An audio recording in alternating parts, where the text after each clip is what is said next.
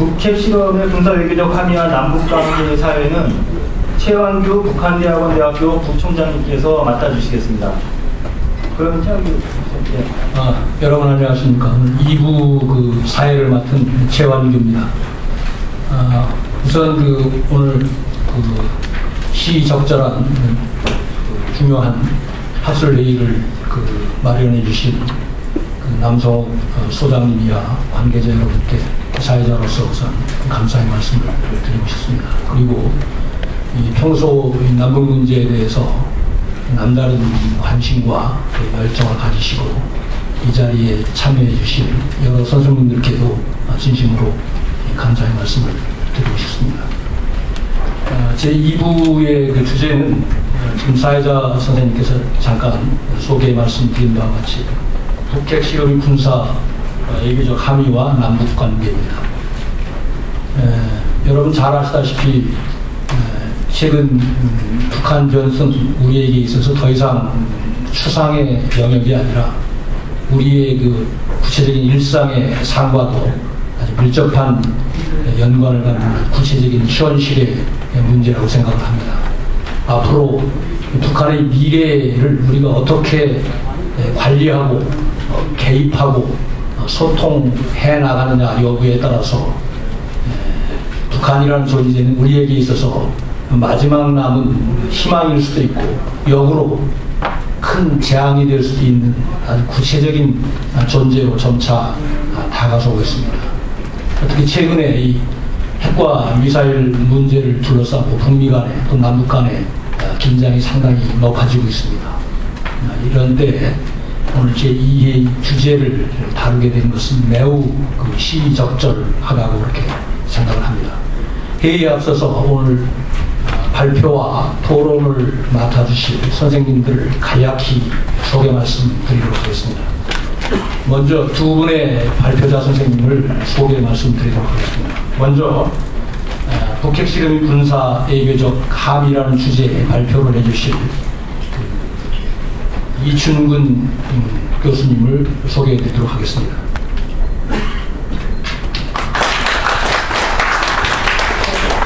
다음으로 북핵 실험 이후 남북관계 전망이라는 주제의 발제를 해주실 국민대학의 안드레이 난코프 선생님을 소개해 드리도록 하겠습니다. 이 발표문에 대해서 네 분의 토론자를 모셨습니다.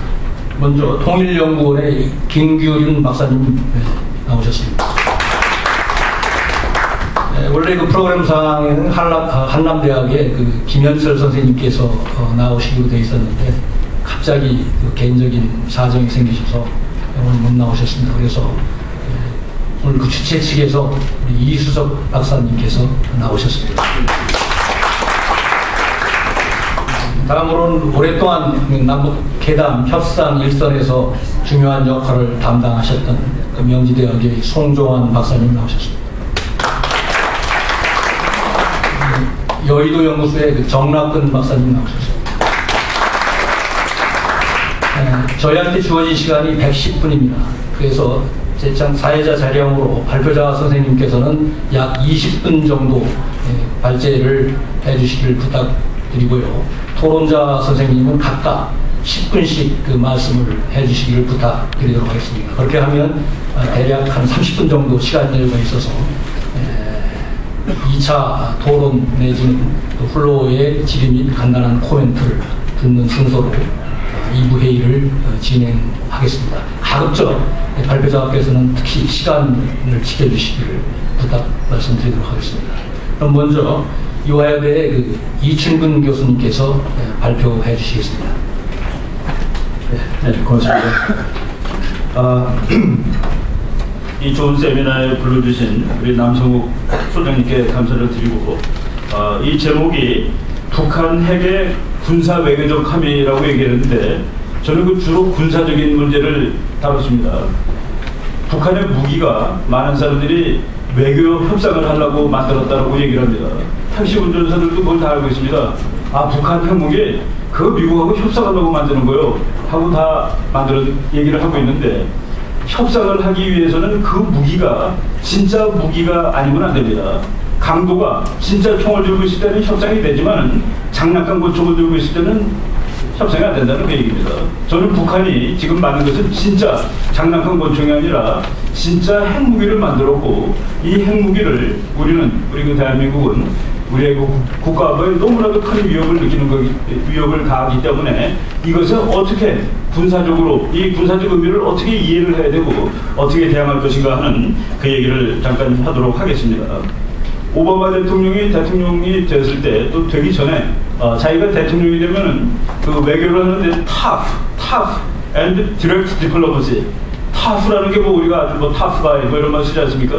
tough하게 외교를 한다. 그리고 직접 하겠다. 직접 하겠다는 소리는 다 알아듣겠는데 tough한 외교가 뭔지를 모르겠습니다. 그래서 제가 미국 사람들 뭐 아는 친구들한테 야, tough한 외교가 뭐냐? 말을 세게 하는 것이 tough해지는 거냐? 그렇지 않으면 뭐 그냥 너 까불면 가만 안 있겠다고 항공모함 갖다 놓고 뭐 겁을 주는 것이 타프한 거냐. 그랬더니 항공모함 갖다 놓고 겁 주는 거는 타프에 안 들어가는 것처럼 얘기를 하는 사람이 있었습니다. 그래서 그렇게 그 타프 말로 아무리 세게 해도 안 된다. 진짜 군사력이 이것이 사용 가능할 위협일 때 그때 말을 듣는 거 아니겠느냐라고 제가 얘기를 한 적이 있었습니다.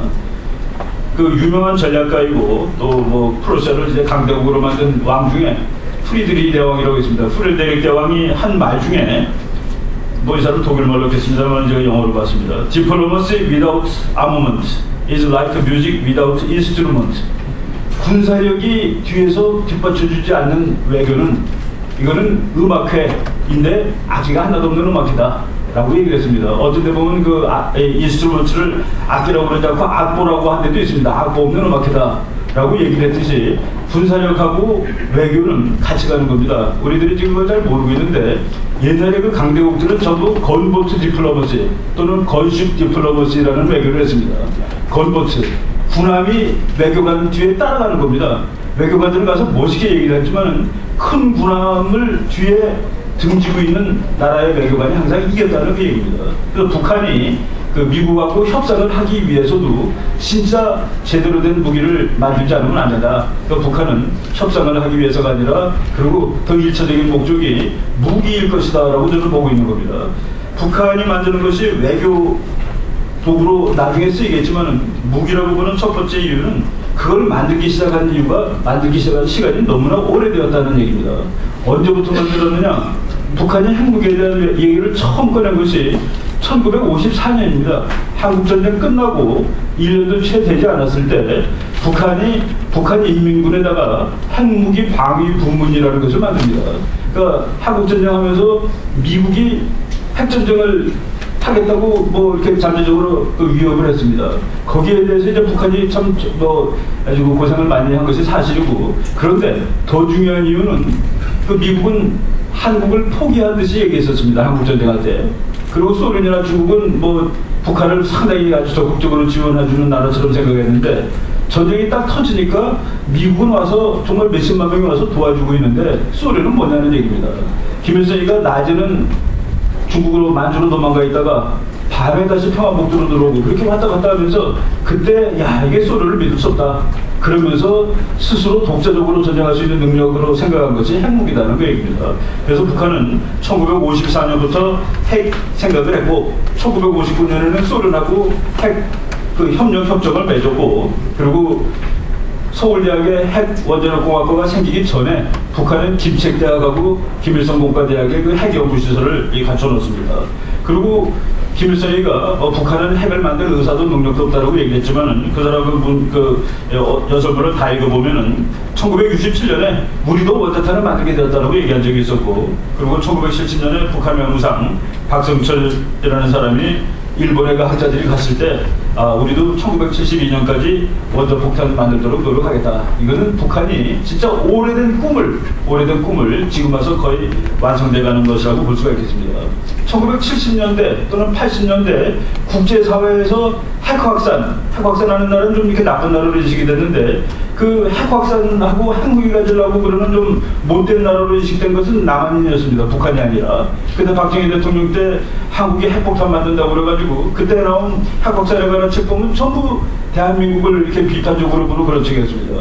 근데 북한은 외교를 잘했습니다. 예를 들어서 국제원자력 기구에도 한국은 뭐 과장급이 이렇게 파견돼 있었는데 북한은 그보다 훨씬 높은 사람이 가 있었고 국제 비핵화 체제에 북한은 상당히 순응하는 그런 행동을 하면서 아주 기교 있게 핵폭탄을 만들기 시작했다는 그런 얘기입니다. 그리고 북한이 핵폭탄을 진짜 안 만들면 안 되게 되었다. 그것이 1989년 그 무렵입니다.